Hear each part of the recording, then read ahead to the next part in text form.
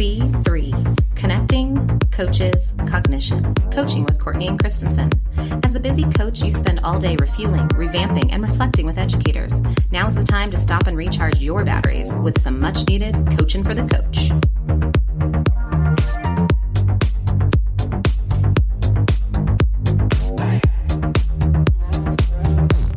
Welcome back to another episode of C3. I'm Courtney Groskin, and I'm here with Violet Christensen. Violet, what's new in your world?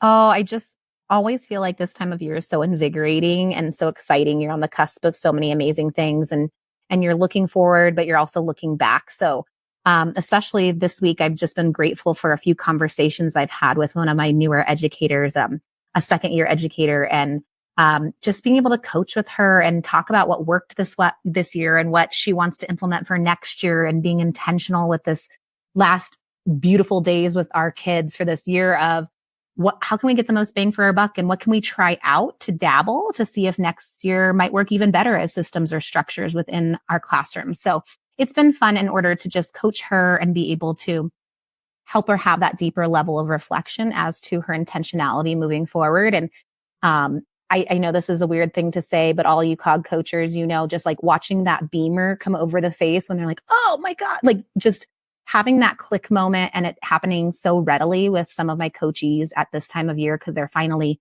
really ready for that reflective thinking in their early career. That I don't know, it's just something that brings me back to my roots and makes me excited. And, just diving in and planning for things that I want to implement next year as a coach and be able to be even better as a support system and as a resource for those educators. So, I mean, that's just been super fun this week so far. Yeah, it's really the time of the year where people can catch their breath. We go from surviving to thriving. Hearing from a lot of people like, oh, I finally have my room set up how I want it, or I've unpacked everything and I feel settled. It's like I feel like people are getting that chance to catch their breath. And you're right. It's the perfect time of year to try out something new and test it out now with the students before you get that new batch of students in, or make that switch in positions or whatever is going on for next year.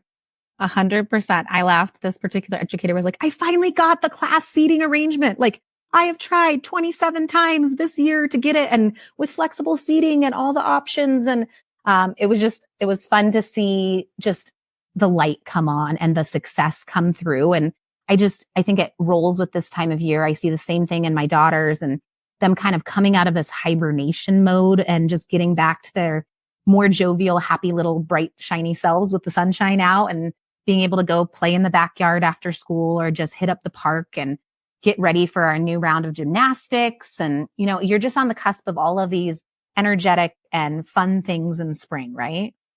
A dose of vitamin D does you good. It sure does. And how are you getting your vitamin D? What are you working on, Courtney? I love spring. I'm getting the garden ready and cleaned up. It's that in-between time. I have all my seeds started and watching all the new growth happening. When I think about the seasons, I don't necessarily think of spring being my favorite. But then when spring comes around, I'm like, oh, I love spring so much. All the looking at the plants popping up and the new life happening and all those fun things. So I've been spending a lot of time outside after work, and then, just really taking time to reflect too with educators. It's a fun time of year for reflection. It's super fun. And, my little ones, they're growing not only pumpkins this year, Courtney, but also watermelon and cucumber. So when you're ready, you just let us know and we'll bring a delivery. Well, I might have pumpkins too, because Pickles pulled a pumpkin out of my compost bin and spread it all over the yard. So I'm not sure how many pumpkins I might have. There could be hundreds of them. So we'll see. I might be delivering pumpkins to you. Hey, we'll have a little pumpkin race and see where we can get before Halloween, right? Exactly. Oh, what a fun time of year. Dr. Laurie Desautels has been an assistant professor at Butler University since 2016, where she teaches both undergraduate and graduate programs in the College of Education. Laurie was also an assistant professor at Marian University in Indianapolis for 8 years, where she founded the Educational Neuroscience Symposium that has now reached thousands of educators and is in its 10th year. Laurie's passion is engaging her students through the social and relational neuroscience as it applies to education by integrating the applied educational neuroscience framework and its learning principles and practices into her coursework at Butler. The Applied Educational Neuroscience certification created by Laurie in 2016 is specifically designed to meet the needs of educators, counselors, clinicians, and administrators who work beside children and adolescents who have and are experiencing adversity and trauma. The certification is now global and has reached hundreds of educators. Laurie's articles are published in Edutopia, Brain Bulletin, and Mind, Body, Spirit International magazine. She is also published in the Brain Research Journal for her work in the fifth grade classrooms during a course release position with Washington Township Schools. Laurie continues her work co-teaching in the K-12 schools, integrating her applied research into classroom procedures and transition, preparing the nervous system for learning and felt safety. Her third book, Connections Over Compliance, Rewiring Our Perceptions of Discipline, was released in late 2020. An Intentional Neuroplasticity, Moving Our Nervous System and Educational System Toward Post-Traumatic Growth. Her fourth book was released in January 2023. Welcome, Laurie. Laurie, we are so grateful to have you here today and for you being so gracious with your time. Thank you for joining us. I'm thrilled to be able to have a discussion with both of you. So thank you for inviting me. We are so excited to dive in and hear more from you. Can you just start by explaining to us the key concept of connections over compliance and why you believe it's so vitally important in the field of education? The title really is the whole book. And we know that our nervous systems are social systems. And when we think about the educational system, we are constantly, continually, predictably with other people. It is a part of the educational process. And when the pandemic hit, we also saw the antithesis of connection. We saw a significant social loss in our children and in our youth that showed up in verbal and physical aggression. So as I was writing Connections Over Compliance and it came out in 2020, it feels to be even more relevant and more significant in this time. Do you have any experiences or examples that led you to emphasize the significance of building connections with students? Well, conceptually, in an abstract way, we know that attachment builds the brain. I mean, it's really powerful. And I love this quote from Rita Pearson before she passed away. She said, "We work for people we like. We respect people who respect us." And in my 32 years in education, I was thinking of all those touch points, those moments where we resonated with each other, where kids got me and I got them. We just vibe. And it was through relationship. And it was also through discipline, which can be a relationally safe space. And so we traditionally think of discipline as reactionary or all about consequences. But in Connections Over Compliance, I really began to look at discipline as relational, as preventative and nervous system aligned.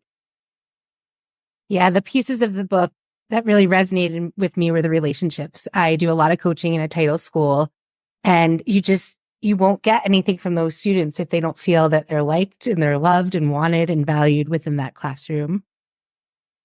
Yeah, absolutely. And what, we're also learning is that many of our children and youth come into the schools with carrying in what we call trauma logic. And I write about this in the follow-up book to Connections, in that, it feels very rational to not trust adults when every adult in your life has been unpredictable or has been neglectful or has been hurtful. And so many of our children and youth in our schools will ask for connection in the most horrendous ways. And so we have to reach beneath the behavior. And that is where in the book I talk about looking and exploring and getting curious about the nervous system. And I appreciate how you bring up the side with discipline, and that can be something that actually builds and enhances the relationship when you have that some predictability with those routines, and also being firm but fair but loving at the same way with students, and how that really can influence and enhance that safety and security, where you can draw so much more out of those individual students and as the group as a whole. Absolutely. And I think of children, when I talk about trauma logic too, there are many of our children and youth that come in relationship resistant, and their ability to connect is so difficult because they haven't had patterned, repetitive experiences of knowing how to create a serve and return between two people. And we don't get angry at children because they don't have reading skills or a foundation of math skills, and really relationship skills, empathy, emotional regulation are all, we're all capable of acquiring those skills, but they have to be embodied. We have to have experiences. Absolutely. That explicit modeling and engaging and building the rapport one brick at a time over time. In your book, you delve into the neuroscience of learning and emotions, which you touched on earlier, but could you share some insights on how this understanding can be applied in real world classroom settings to benefit both the teachers and the students, or maybe give us a specific example we can hear more about? So one of the things, because I am in the classroom, so neuroplasticity is this big word. It's kind of become trendy. I was very careful in Connections Over Compliance, talking about it, through a lens that was applicable and translatable. And really what it means is that every experience that we encounter has the ability to structurally and functionally change us. And this is huge. This is growth mindset for teachers. This is, when we think about accessing the executive functions. So neuroplasticity is our superpower, and we share that with our students. So we start every year in August talking about our superpower of neuroplasticity, and our first graders, seventh graders, eighth. It doesn't matter the age. They understand that they don't have to be who they were this morning, that they get to start over, that anything that they practice builds strong connections in the nervous system. So whether that's a habit, whether it's a thought, whether it's a feeling, and we talk about that. We say to the kids, and our students will tell us, if you have a temper, if you pop off, that's what our kids say, if you spaz or pop off easily, that's because you do it a lot. And so that's plasticity. And so this is powerful because it gives our children some control. It gives you some control over their behavior, over their experiences, and they feel empowered. So that's just one example of how we use neuroscience in the classroom. For educators, one of the things I've been thinking a lot about over the last 2 years, and I speak to, is when any of us have adversity in our lives, or when we experience trauma, when our nervous system becomes overwhelmed, those experiences get fractured. They get fragmented. And we don't have the capacity to hold a story or a narrative about that experience. So in a classroom, we could be teaching, we could be moving through an ordinary day, and all of a sudden, student jumps up, runs out of the room, shuts down, goes under their desk, throws a book, and we think, what happened? But what we now understand is that our nervous system holds what we call somatic markers. And those are smells, sounds, those are visual images. They are the way something feels. So it could be seeing a white van drive across the parking lot. It could be the smell of burnt food. It could be somebody's look on their face, a piece of clothing, the way someone postures.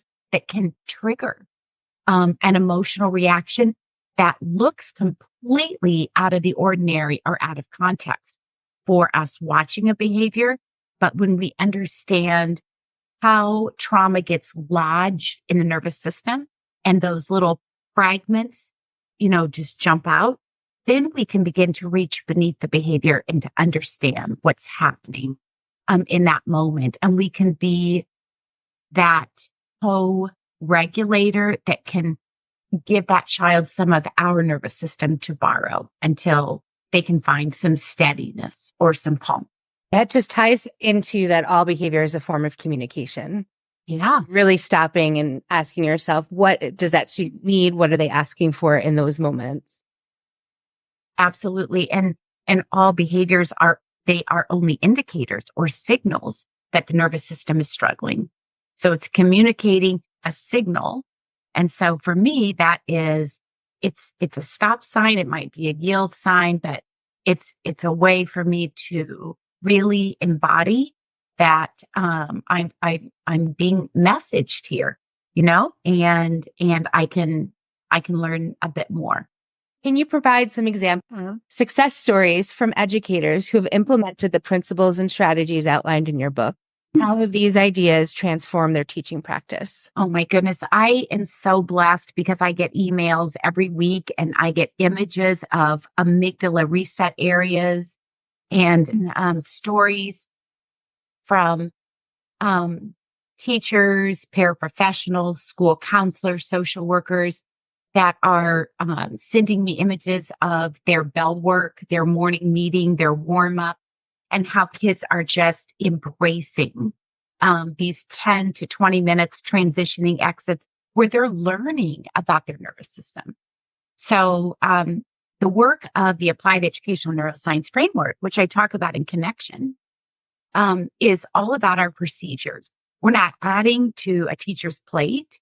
We're not adding to a parent's plate.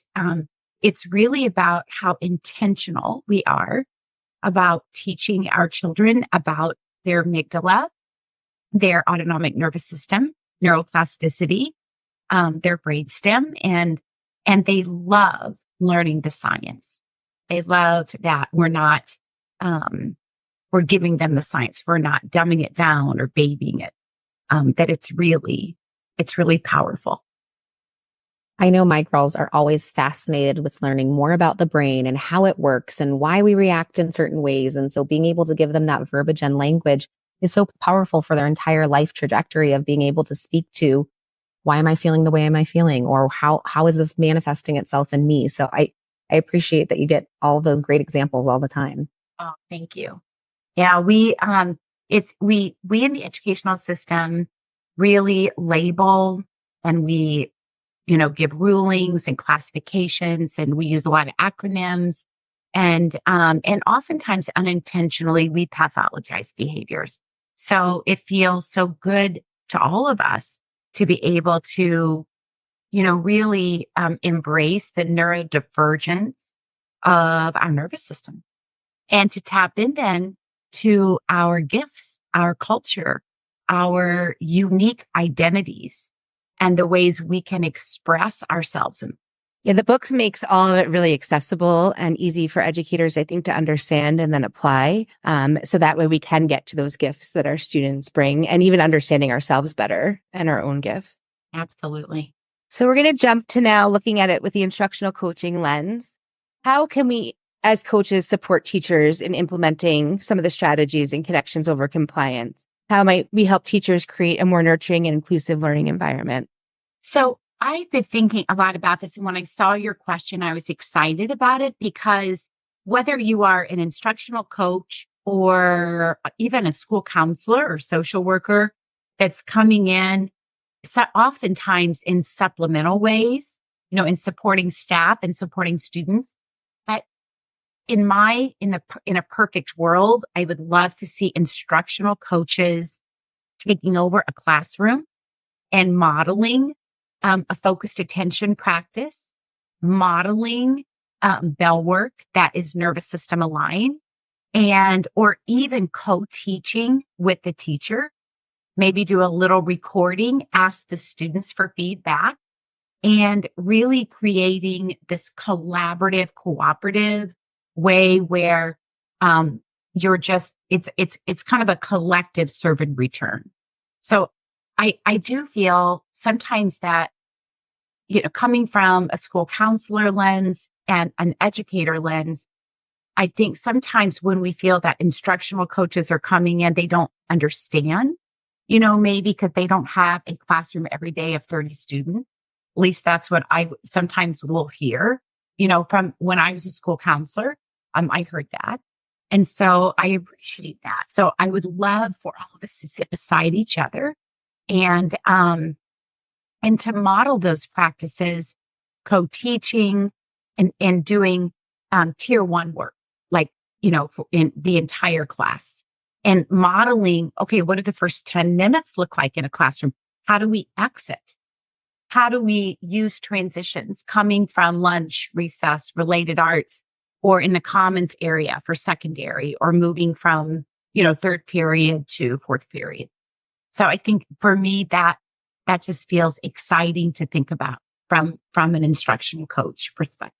Well, and it's powerful that you're talking about walking side by side with them, co-teaching with them, and really being partners in this, as opposed to prescribing what to do, obviously. And I just think you touched upon that portion of the bell work, or how we transition back from lunch, or how we enter the classroom and use those strategies really set the tone for that next chunk of instruction.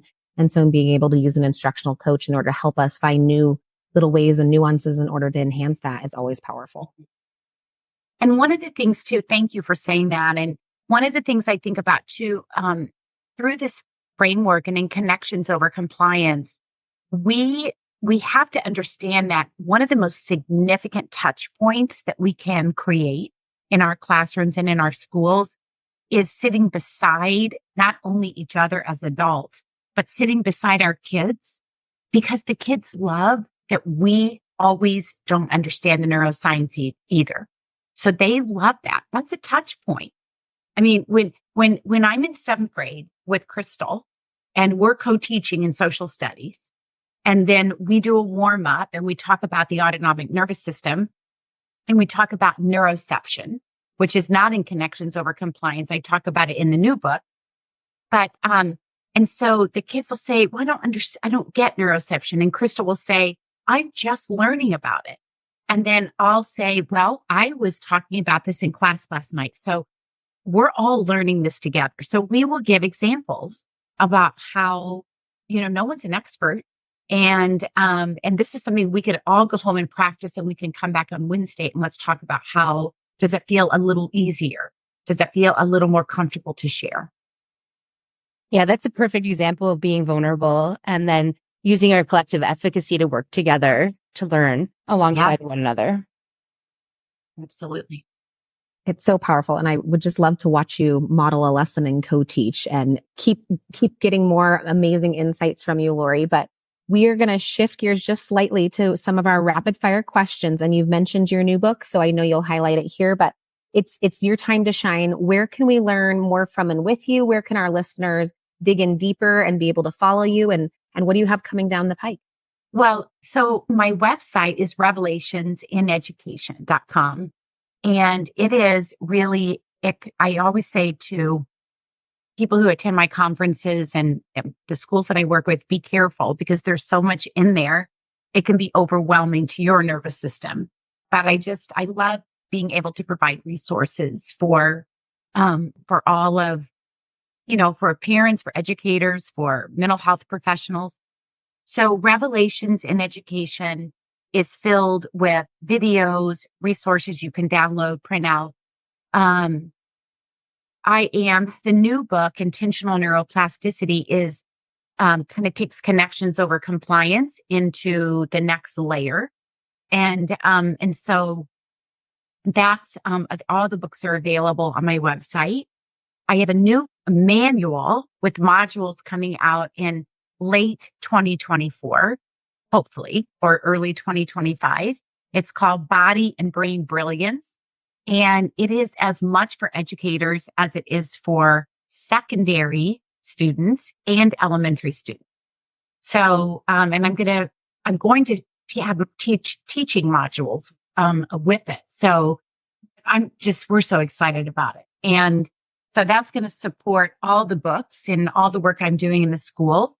Coming down, this is going to be a really busy 2024 year. I'll be at the Trauma Aware Conference in Dallas, creating TSS 2024 conference. And that is coming up in February. And we have a 9-hour graduate certification at Butler University that we begin cohort 9 in June. So that is all available on my website. You can read about all of that. We're so excited about that. And I'll be in New Zealand speaking in Auckland and Wellington and Christchurch, and I'll be in Brisbane, Australia in October. And so there's lots coming up. I'll be in Houston with Head Start that will be coming up in January. So those are just a few of the highlights. So thank you for asking. Well, it sounds like you will be buzzing all around and getting some good travel in at the same time, which is awesome. Will you tell us what is your tagline or your bumper sticker for coaching behavior or for this work? Oh, I don't know if I really have. I mean, I think it's really connections over compliance. That's what everybody says. So I think it's connections over compliance through revelation in education. Fantastic. And tell us, what is your secret coaching superpower or your go-to move when you're supporting student behavior? I think it's, for me, it is self-reflection. I have to retreat a bit, take some deep breaths, and I have to compassionately detach so that I can be fully present in the environment when I'm with students and staff. That's so powerful. Well, we are just so grateful to have you here, Laurie, and we appreciate all of your thoughts and insights here, and we're excited to share you with our listeners. Oh, thank you so much. It's really been fun talking to both of you, and thank you. I'm just super grateful for the opportunity. Thank you. Laurie did such a wonderful job talking about the importance of relationships with students and self-reflection. I encourage you to take a moment to self-reflect. What might be going well in your classroom and what might be an area that you'd want to elevate your practice within? Who's the student you might be wanting to connect with? Thanks for listening to another episode of C3. Be sure to follow us on all of the social media at C3 Coach. C3, connecting, coaches, cognition. Whose thinking will you mediate today?